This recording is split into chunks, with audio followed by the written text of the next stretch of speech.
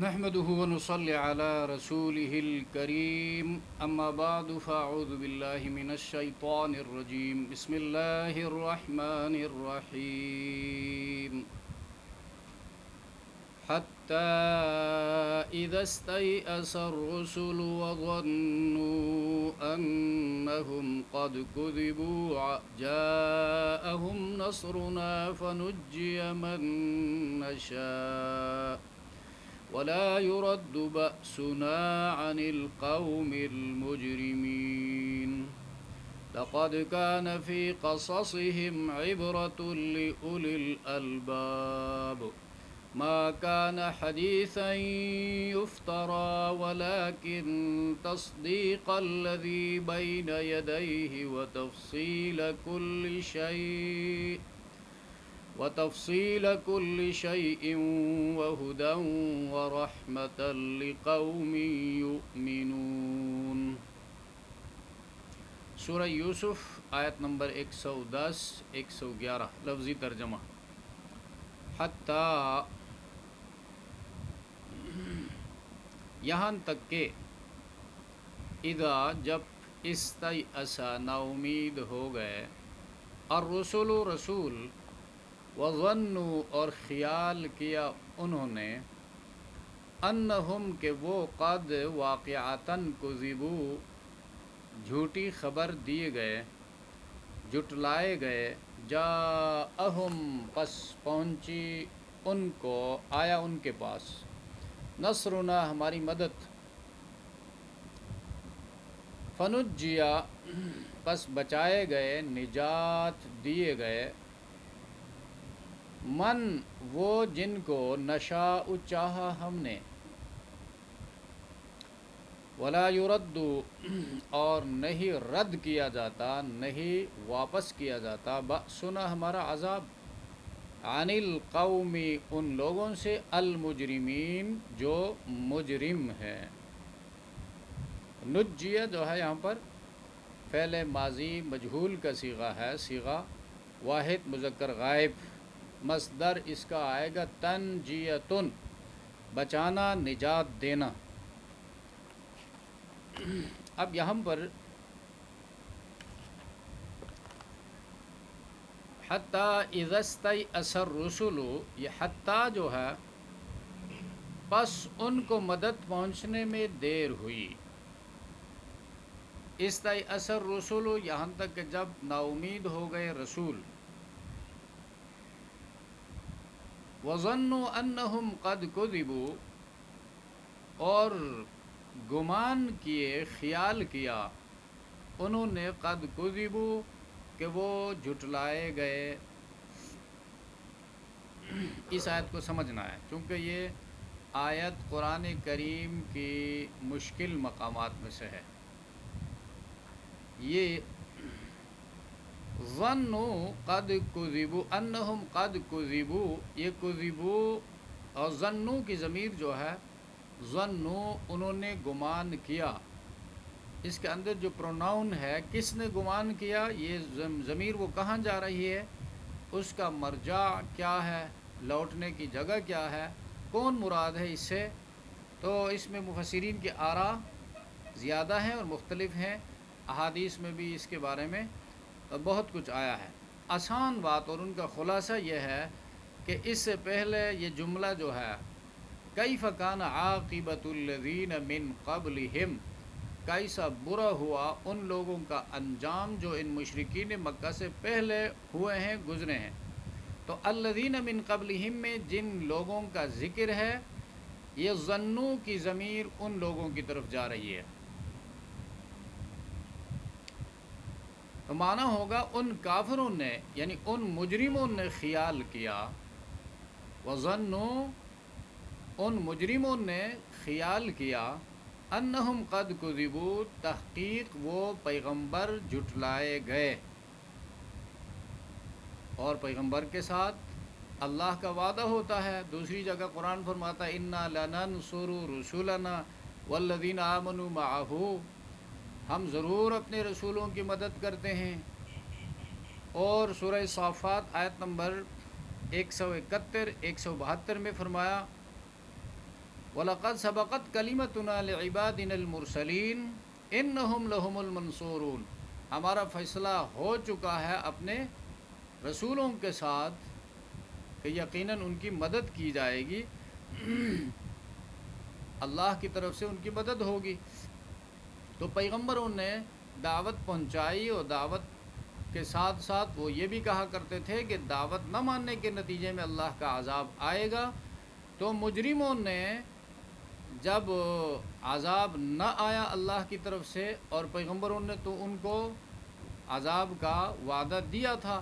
نہیں مانو گے تو عذاب آئے گا، تو عذاب آنے میں دیر ہوئی، تو ان مجرموں نے یہ گمان کیا کہ پیغمبروں کے ساتھ جھوٹ بولا گیا ہے، عذاب وغیرہ کچھ بھی نہیں آیا۔ وَظَنُّوا أَنَّهُمْ قَدْ كُذِبُوا، ان سے جھوٹ بولا گیا ہے۔ جَاءَهُمْ نَصْرُنَا، تو اس وقت جو ہے آئی مدد ہماری۔ یہ مضمون سورۃ البقرہ میں بھی گزر چکا ہے، جب وَزُلْزِلُوا حَتَّى يَقُولَ الرَّسُولُ وَالَّذِينَ آمَنُوا مَعَهُ مَتَىٰ نَصْرُ اللَّهِ۔ یہ اللہ کی سنت ہے، جب کفار کا ظلم جو ہے وہ انتہا کو پہنچتا ہے تو اللہ کی طرف سے پھر نصرت نازل ہوتی ہے، مدد نازل ہوتی ہے۔ تو وہاں پر بھی یہ ہے کہ متى نصر اللہ کی فریاد کرنے لگے اہل ایمان، اور پیغمبر نے اس وقت ان سے کہا الا ان نصر اللہ قریب، کہ خبردار رہو اے ایمان والو، اللہ کی مدد قریب ہے، پہنچنے والی ہے۔ تو یہاں پر حتی اذا استیأس الرسل، یہاں تک کہ جب نا امید ہو گئے اپنی پوری کامل دعوت پہنچانے کے بعد، قوموں کے ایمان سے رسول نا امید ہو گئے، وظنوا، اور خیال کیا، گمان کیا ان مجرموں نے، انہم قد کذبوا، کہ ان سے جھوٹ بولا گیا ہے، یعنی پیغمبروں سے اللہ نے جو وعدہ کیا تھا وہ جھوٹا تھا، اور پیغمبروں نے قوموں کو جو عذاب کی دھمکی دی تھی وہ بھی جھوٹی تھی، ان سے جھوٹ کہا گیا تھا۔ تو جاءہم نصرنا، اس وقت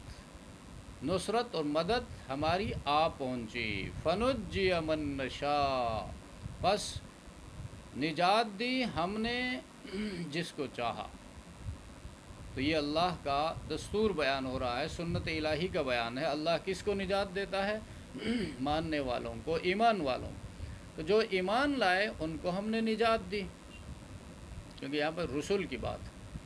حضرت نوح علیہ السلام کی زندگی کو قرآن کی روشنی میں پڑھو۔ نوح علیہ السلام نے اللہ کے دین کی طرف دعوت دی، ایک ایک کے پاس گیا، اور راتوں کو جا کر اللہ کا دین پہنچایا، دن کو جا کر پہنچایا، مجمع کے پاس گیا۔ آخر کار جب عذاب آیا تو جو اس پر ایمان لانے والے تھے وہ 16 بندے تھے یا 80 بندے تھے، ان کو اللہ نے بچایا اور باقی غرق ہو گئے۔ حضرت موسیٰ علیہ السلام کی زندگی کو دیکھو، فرعون کو دعوت پہنچائی، نہ ماننے پر فرعون اور فرعونیوں کو غرق کیا گیا بحر قلزم میں، اور ماننے والے جو تھے ان کو پار اتارا گیا، نجات دی گئی۔ اور اسی طرح حضرت ابراہیم علیہ السلام کی زندگی کا مطالعہ کرو قرآن کی روشنی میں، جو مقابلے میں آئے وہ ہلاک کر دیے گئے۔ لوط علیہ السلام کی قوم، یعنی جن کے پاس لوط علیہ السلام کو پیغمبر بنا کر بھیجا گیا تھا، ان لوگوں نے نہیں مانا، مذاق اڑایا، تو اللہ نے ان کو زمین کے ساتھ اوپر اٹھا کر پٹخ دیا، عذاب آیا، اور جو ایمان والے تھے وہ بچا لیے گئے۔ تو فنجی من نشاء، جس کو ہم چاہتے ہیں اس کو ہم نجات دیتے ہیں، بچاتے ہیں۔ ولا یرد بأسنا، اور لوٹایا نہیں جائے گا، نہیں جاتا ہمارا عذاب عن القوم المجرمین، مجرم قوم سے۔ اللہ کا عذاب جب آ جائے تو وہ عذاب پھر لوٹایا نہیں جاتا۔ اور دوسری جگہ لا مرد لہ فرماتا ہے، اللہ کا عذاب جب آتا ہے تو اس کو لوٹانے والا کوئی نہیں ہو سکتا۔ لقد کان فی قصصہم عبرۃ لأولی الالباب، انبیاء کے واقعات میں عبرت کے پہلو ہیں۔ لقد کان فی قصصہم، یہ قصۃ کی جمع ہے، ان کے واقعات میں، یقیناً انبیاء علیہم الصلاۃ والسلام کے واقعات میں اہل دانش کے لیے، اولی الالباب، الباب لب کی جمع ہے، ہر چیز کا بہترین حصہ خلاصہ، تو انسانی بدن کے اندر بھی خلاصہ بہترین حصہ اس کی عقل ہے، تو عقل والوں کے لیے، اہل دانش کے لیے یقیناً عبرت کا سامان ہے۔ وہ دنیا کے ساز و سامان میں انبیاء اور اگرچہ کم تھے، لیکن ان کے مقابلے میں جب ساز و سامان والے آئے، جاہ و حشم والے آئے، اقتدار اور حکومت والے آئے، تو پاش پاش ہو گئے۔ سبق یہی ہے کہ حق کو اللہ تبارک و تعالی ہمیشہ نکھارتے رہتے ہیں، بلند کرتے رہتے ہیں، اور باطل کے لیے کچھ وقت عارضی طور پر اہل ایمان کی آزمائش کے لیے جھاگ کی طرح ابھار ہوتا ہے، لیکن وہ ابھار، وہ جھاگ ہمیشہ باقی نہیں رہتا، وہ آخر کار ختم ہو جاتا ہے۔ ما کان حدیثا یفترا، ما کان حدیثا نہیں ہے، حدیثا یہ قرآن بات، یفترا کے گڑی جائے، ایسی بات نہیں ہے قرآن اس کو بنایا جائے، مین میڈ سٹیٹمنٹ نہیں ہے۔ یفترا، افترا مینس ٹو فیبریکیٹ، اپنی طرف سے بنانا، ولیکن تصدیق الذی بین یدیہ، لیکن تصدیق ہے، تصدیق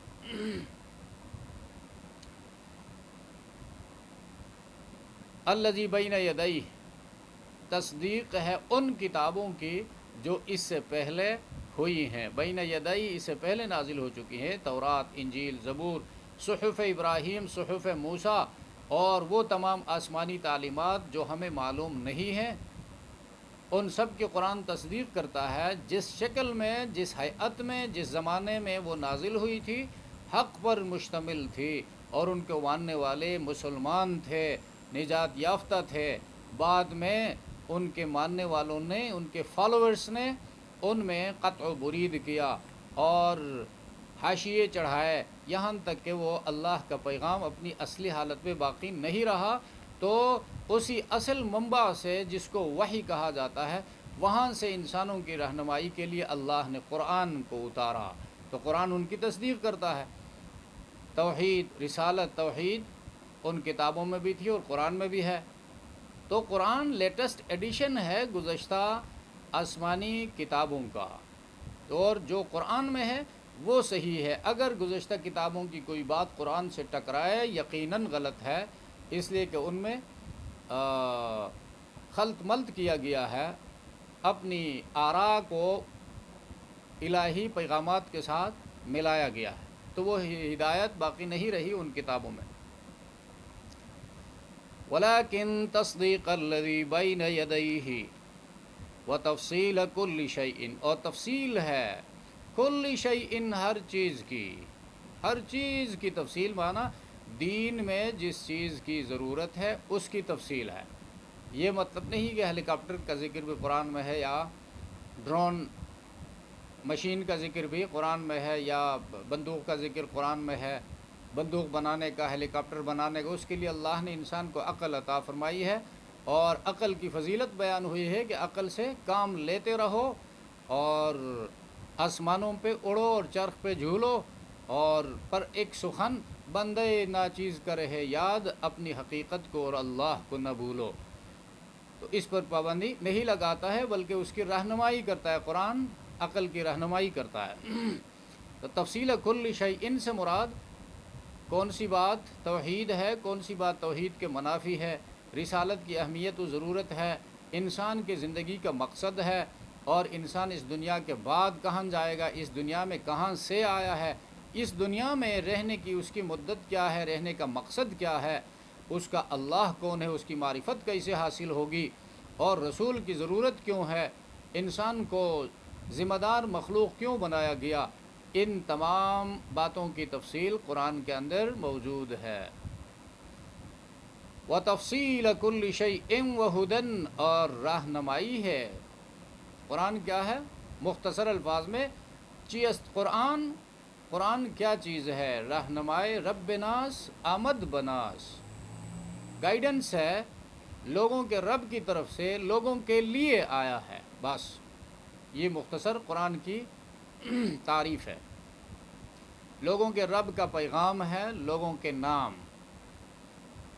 تو رہنما ہے، دنیا میں رہنما ہے۔ اس کی رہنمائی میں کوئی چل کر زندگی بسر کرے گا تو جنت پہنچے گا۔ اور ورحمتاً مہربانی ہے، رحمت ہے، تو ابتداءً رہنما ہے، ہدایت ہے، گائیڈنس ہے، اور نتیجہ اس کا کیا ہے؟ رحمت ہے۔ رحمت کا محسوس پیکر کیا ہے؟ ویزیبل شیپ جنت ہے۔ جو اس قرآن کو اپنا امام اور رہنما بنا کر زندگی بسر کرے گا تو نتیجہ اس کا یہ ہوگا، یہ قرآن اس کو جنت پہنچا کر رہے گا۔ لقوم یؤمنون، یقین کرنے والوں کے لیے، تو یہاں پر یقین کرنے والوں کے لیے یہ ہدایت بھی ہے، رحمت بھی ہے۔ جو یقین نہیں کرتے ہیں تو اسی قرآن کی وجہ سے وہی لوگ جہنم جائیں گے۔ حضرت علی سے روایت ہے، فرماتے ہیں القرآن حجت لک او علیک، قرآن یا تیرے لیے دلیل ہوگا قیامت کے دن، تیری شفاعت کرے گا، اور قرآن بولے گا یا اللہ میں تیرا کلام ہوں، اس بندے نے مجھے وقت دیا ہے، میرے لیے اس نے اپنی تمام مفادات کو پس پش ڈال دیا، مجھے سیکھا، مجھ پر عمل کیا، مجھے آگے پہنچایا، مجھ پر مال خرچ کیا، وقت لگایا، لہٰذا میں تیرا کلام ہوں، میں سفارش کرتا ہوں، لہٰذا قرآن کی سفارش قبول کی جائے گی۔ اور جو ایسا نہیں کرتا ہے، حجت لک او علیک، تیرے خلاف قرآن کھڑا ہوگا، اور پیغمبر آئے گا جس پر قرآن نازل ہوا تھا، یا رب ان قوم اتخذوا ھذا القرآن مہجورا، اے میرے پروردگار میری اس قوم نے قرآن کو پس پشت ڈال رکھا تھا، تو اس وقت کیا حال ہوگا؟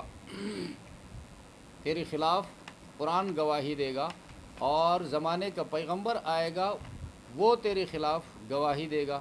تو ایمان لانے والوں کے لیے یہ پیام رحمت ہے۔ تو یہاں پر جو قصص عبرتن فی قصصہم عبرتن فرمایا، یعنی انبیاء کے واقعات میں، اب اسی سورہ یوسف کے اندر ہم دیکھتے ہیں کہ یہاں پر کون کون سے عبرت کی باتیں ہیں۔ یہاں پر جب دیکھا جائے تو یوسف علیہ السلام کو اللہ تبارک و تعالی مشقت میں ڈالتے ہیں، اور اس مشقت سے وہ تکلیفوں سے کامیابی کی طرف بڑھتے ہیں۔ اول جو ہے بھائی اس کو ذلیل کرتے ہیں تو ذلت میں مبتلا ہوتے ہیں، اور اس ذلت سے نکل کر عزت کی طرف جاتے ہیں۔ اسی طرح غلامی میں مبتلا ہوتے ہیں، غلامی سے آگے بڑھ کر بادشاہی کی تخت پر براجماں ہوتے ہیں، اور ماں باپ سے ان کو جدا کیا جاتا ہے، جدائیوں سے نکل کر آخر کار تخت شاہی پر سب کو میلاد کے لیے بلاتا ہے، اور غم پہنچتی ہے یوسف علیہ السلام کو بھی، یعقوب علیہ السلام کو بھی، اور اس کے بعد پھر اس غم سے پھر خوشیاں نصیب ہوتی ہیں، شادابی سے قحط سالی کی طرف جاتے ہیں، پھر قحط سالی عام ہوتی ہے، قحط سالی سے پھر شادابی کی طرف جاتے ہیں، تنگی کا زمانہ دیکھتے ہیں، تنگی سے پھر آسانی کی طرف جاتے ہیں، اسی طرح انکار کیا جاتا ہے اس کی عظمت کا، پھر اقرار کی طرف جاتے ہیں۔ اور یہاں پر اس سورت کے ابتدا میں جو فرمایا گیا، یوسف علیہ السلام نے خواب دیکھا، چاند تارے ہیں اور 11 ستارے ہیں اور چاند سورج ہیں جو مجھے سجدہ کر رہے ہیں، تو آسمان دنیا کے بھی چاند اور سورج ہیں، اس کے ساتھ ستارے ہیں، یہ زینا السماء الدنیا فرمایا اللہ نے، ان سے آسمان دنیا کو ہم نے سجایا ہے، خوبصورت بنایا ہے۔ اسی طرح زمین کے اوپر بھی علماء اور صالحین جو ہیں اس زمین کے تارے ہیں، اس کے چاند اور سورج ہیں۔ اور دوسری بات یہاں پر سورہ یوسف جو ہے محمد الرسول اللہ صلی اللہ علیہ وسلم کی نبوت کی صداقت کی دلیل ہے۔ مشرکین نے یہی کہا تھا کہ اس سوال کا جواب آپ دیجئے کہ بنی اسرائیل جو ہیں فلسطین سے مصر کیسے آئے، ان کا وطن اصلی تو فلسطین ہے۔ تو ان کا یہ مقصد تھا صحیح جواب دے گا تب تو ٹھیک ہے، اگر صحیح جواب نہ ہو سکا تو یہ ہم پروپیگنڈا کریں گے کہ یہ جھوٹ بولتا ہے نعوذ باللہ۔ تو پوری سورہ یوسف جو ہے اپنی تمام تر عبر اور نصائح کے ساتھ نازل ہوئی، جس میں انسانیت کے لیے پوری رہنمائی اور عبرت و موعظت ہے۔ تو یہ محمد الرسول اللہ صلی اللہ علیہ وسلم کی نبوت کی دلیل ہوگا، اس لیے کہ پیغمبر علیہ السلام لکھنا پڑھنا نہیں جانتے تھے اور کسی انسان کے سامنے علم حاصل کرنے کے لیے بیٹھے نہیں تھے، ان کا کوئی استاذ نہیں تھا۔ تو اللہ نے وحی کے ذریعے اپنے نبی کو خبردار فرمایا۔ اور تیسری بات اس صورت کے اندر یہ ہے کہ اسباب شر سے بھاگنا چاہیے۔ اسباب شر یعنی ایسی بات مت کرو جو شر کا باعث ہو۔ حضرت یعقوب علیہ السلام نے بیٹے سے کہا لا تقصص رؤیاک یا بنی لا تقصص رؤیاک علی اخوتک، اپنا خواب جو ہے اپنے بھائیوں سے بیان مت کرو، وہ تمہارے خلاف پھر پلاننگ کریں گے۔ اسی طرح نقصان دہ چیزوں سے بھی دوسروں کو آگاہ کرنا چاہیے، جو کسی کو نقصان پہنچانے والی بات ہو یا کام ہو اسے دوسرے بندے کو آگاہ کرنا چاہیے۔ یوسف علیہ السلام کو یعقوب علیہ السلام نے آگاہ کیا فَيَكِيدُ لَكَ كَيْدًا، تیرے خلاف سازش کریں گے تیرے بھائی، لہٰذا احتیاط رکھو۔ اور پانچویں بات جو ہے، گھر کے بندوں میں سے ایک بندے کو اگر نعمت ملی ہے تو وہ تمام خاندان کے لیے نعمت ہوتی ہے۔ وہاں پر حسد نہیں کرنا چاہیے کہ بھئی ہمارا بہت چھوٹا بھائی ہے، اس کو یہ نعمت کیوں ملی، یہ ایوارڈ کیوں دیا گیا، یا ہمارا چچا زاد بھائی ہے اس کو یہ نعمت کیوں ملی۔ تو کذالک یجتبیک ربک، حضرت یعقوب علیہ السلام نے فرمایا اسی طرح اللہ تجھے منتخب کرے گا، برگزیدہ کرے گا، یعنی خاندان میں ایک بندہ ہے یوسف علیہ السلام۔ اور چھٹی بات اس صورت میں یہ ہے کہ اولاد کے درمیان عدل سے کام لینا چاہیے، جس طرح حضرت یعقوب علیہ السلام نے تمام بھائیوں کے درمیان، تمام بیٹوں کے درمیان عدل سے کام لیا، ان کے حقوق ادا کیے۔ اور ساتویں بات جو ہے، ایک گناہ بہت سارے گناہوں کا پیش خیمہ بن جاتا ہے، گناہوں کی پھر ایک سیریز شروع ہو جاتی ہے۔ ایک جھوٹ جو ہے اس کو سچا ثابت کرنے کے لیے بندہ 100 جھوٹ اور بولتا ہے۔ تو یہاں پر بھی ان لوگوں نے کیا کہا تھا، جھوٹ موٹ کا خون لگا کر قمیص کرتا جو ہے یوسف علیہ السلام کا باپ کے سامنے پیش کیا، اس کے بعد پھر دڑا دڑ جو ہے وہ جھوٹ بولتے گئے، ایک نہیں درجنوں جھوٹ انہوں نے بولا۔ تو ایک جھوٹ سے بندہ اپنے آپ کو بچائے تو پھر درجنوں جھوٹ سے خود بخود بچ سکتا ہے۔ اور آٹھویں بات جو ہے اس صورت کے مطالعے سے یہ پتہ چلتی ہے، چھوٹی مصیبت کو اختیار کرنا چاہیے۔ اگر دو مصیبتیں جمع ہو جائیں، ایک بڑی ایک چھوٹی، ایک زیادہ وزنی بھاری مصیبت ہے، بھاری جرم ہے، اور دوسرا جو ہے اخف ہے، خفیف ہے، تو چھوٹی مصیبت کو بندہ اختیار کرے۔ لا تقتلوہ، تمام بھائیوں نے یوسف علیہ السلام کو قتل کرنے کا مشورہ دیا، ایک بھائی نے کہا لا تقتلوہ، اس کو قتل مت کرو، ایسے نظروں سے اس کو دور کرنا ہے، لہٰذا وَأَلْقُوهُ فِي غَيَابَتِ الْجُبِّ، کسی گہرے تاریک کنواں میں اس کو ڈال دو، بس کوئی آئے گا اس کو اٹھا کر لے جائے گا، تمہیں اس کو باپ کی نظروں سے دور کرنا ہے، قتل کرنے کا کیا فائدہ، خواہ مخواہ میں۔ اور 9ویں بات جو ہے، عورت کے ساتھ یعنی غیر محرم عورت جو ہے اس کے ساتھ خلوت سے، تنہائی میں گپ شپ لگانے سے، تنہائی میں بیٹھنے سے حتی الامکان پرہیز کرنا چاہیے۔ یوسف علیہ السلام کے ساتھ یہ واقعہ جو پیش آیا یہ اس وجہ سے تھا کہ عزیز مصر کی بیوی تنہائی میں اس کے ساتھ رہتی تھی، اور آخر کار پھر اس کے اوپر ہاتھ ڈالا اور یوسف علیہ السلام کو اللہ نے بچایا۔ اسی طرح اشتعال والے کام جو ہیں، جو لڑائی جھگڑے کی طرف لے جانے والے ہیں، ان سے اپنے آپ کو بچانا چاہیے۔ تو یوسف علیہ السلام جب اس کی خواہش پوری نہیں کی تو دوسری عورتوں کو زلیخا نے بلایا اور بلا کر پھر ان کو دعوت دی اور دھمکی دی، تو حضرت یوسف علیہ السلام نے فرمایا رب السجن احب الی مما یدعوننی الیہ، اللہ میں اس اشتعال والے میدان سے، اس مقام سے نکلنا چاہتا ہوں، مجھے جیل زیادہ پسند ہے، میں یہاں رہنا پسند نہیں کرتا۔ اس لیے علماء فرماتے ہیں کہ بندہ گناہوں کی دلدل میں ہو، ایسے مقام میں ہو جہاں گناہوں کی بہتات ہے، کثرت ہے، وہ توبہ کرنا چاہتا ہے تو کم از کم اس علاقے کو چھوڑ دے، گناہوں کے اس مقام کو چھوڑ دے۔ اور پھر 11ویں بات جو ہے، مخلص بندوں کے ایمان کی اللہ حفاظت فرماتے ہیں۔ یہاں پر یوسف علیہ السلام نے بھی چونکہ اللہ کے پیغمبر تھے اور مخلص بندے تھے اللہ کے، انہو من عبادنا المخلصین، اللہ نے خود فرمایا، تو ان کے ایمان کے اللہ نے حفاظت فرمائی۔ اور 12ویں بات اس صورت میں یہ پتہ چلتی ہے کہ تکلیف اٹھانا جو ہے وہ گناہ سے بہتر ہے، تکلیف اٹھانا گناہ کرنے سے بہتر ہے۔ یہی آیت رب السجن احب الیہ، جیل جانا، جیل تو تکلیف ہے، مصیبت ہے، اور گناہ بھی مصیبت ہے، لیکن گناہ وہ پھر ایمان کو برباد کرنے والا ہے اور جہنم کا راستہ جو ہے سیدھا کرنے والا ہے، لہٰذا اس سے بندہ جیل چلا جائے، تکلیف اٹھائے، وہ زیادہ بہتر ہے۔ اور گناہوں کے اسباب میں اللہ کی طرف رجوع بندہ کرے۔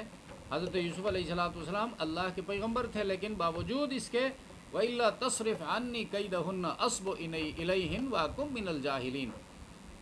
بار بار اللہ کی طرف رجوع کرتا ہے، اللہ اگر تو نے ان عورتوں کی اس سازش کو مجھ سے دور نہیں کیا تو میں مبتلا ہو جاؤں گا اور اپنے عاقبت کو نہ جاننے والوں میں سے ہو جاؤں گا۔ تو بار بار اللہ کی طرف بندہ رجوع کرے، اور دعوت میں مناسب وقت کا انتظار کرنا ضروری ہے۔ یوسف علیہ السلام جیل میں تھے، وہ 2 بندے جیل آ گئے، انہوں نے اپنا خواب سنایا، تو حضرت یوسف علیہ السلام نے پہلے، اب موقع اس کے ہاتھ میں آ گیا، اب اسے پوچھ رہے ہیں تعبیر، تو یوسف علیہ السلام نے دعوت پہنچائی، اللہ کی توحید ان کے سامنے بیان کی، اس لیے کہ آخرت کی زندگی کے حوالے سے وہ ہلاکت کی طرف جا رہے تھے، تو بڑی ہلاکت سے ان کو بچانے کا سبب جو ہے وہ ان کو بتا دیا کہ توحید ہے، اس کے بعد ان کے خواب کی تعبیر ان کو بتا دی۔ اس طرح یہ گناہ سے نکلنے کے لیے معاون مددگار بنانا ضروری ہے۔ جو بندہ جیل میں تھا وہ جب نکل کر جانے والا تھا تو یوسف علیہ السلام نے ان سے کہا وَاذْكُرْنِي عِنْدَ رَبِّكَ، اور اپنے باس کے پاس جب پہنچو، تمہیں تو رہائی مل گئی، وہاں جا کر میرا تذکرہ بھی چھیڑ دو کہ ایک ایسا بے گناہ بندہ جو ہے اتنی وقت سے، اتنی مدت سے جیل میں پڑا ہوا ہے۔ اور 16ویں بات یہاں پر یہ ہے، سوال کے متعلق ضروری بات سمجھانا بھی ضروری ہے۔ حضرت یوسف علیہ السلام سے جب بادشاہ کے خواب کی تعبیر پوچھی گئی تو یوسف علیہ السلام نے صرف تعبیر ہی نہیں دی بلکہ تدبیر بھی بتا دی۔ اس خواب کی تعبیر تو یہ ہے کہ 7 سال بادشاہ اور اس کے جو رعایا ہیں وہ قحط سالی میں مبتلا ہوں گے، لیکن نکلنے کا راستہ کیا ہوگا وہ بھی حضرت یوسف علیہ السلام نے بتا دی۔ اور 17ویں بات جو ہے وہ اس صورت کے اندر زیادہ اہم یہ ہے، تہمت جو ہے کسی کے اوپر لگے تو اس تہمت کو دور کرنے کی کوشش کرنی چاہیے۔ یوسف علیہ السلام کو جب بادشاہ نے بلایا تو یوسف علیہ السلام جیل سے باہر نہیں آئے۔ یوسف علیہ السلام نے فرمایا کہ میں خاندان نبوت کا آدمی ہوں اور میرے اوپر یہ الزام لگایا گیا ہے، وہ مقدمہ جب تک کلیئر نہیں ہوتا ہے میں جیل سے باہر نہیں آؤں گا۔